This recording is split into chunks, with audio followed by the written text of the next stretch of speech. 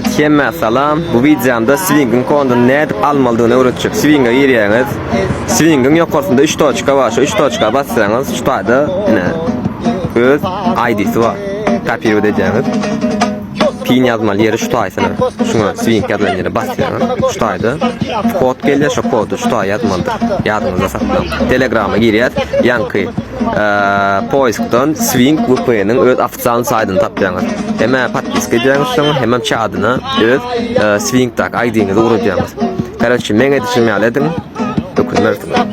Ben size muğut sade uğratıyorum şu atla. Başkalar 20 manat, 30 manat. O uğraşacak, açacak bile, bizdes bile. On yalat yok. Muğut sade muğut alın bile. Sokturmayın onu özünüzü.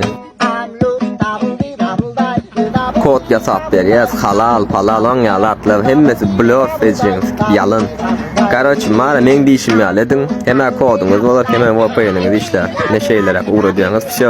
Hemen şu taya gelip şimdi bir like bilen patpiska koyar, gayret et.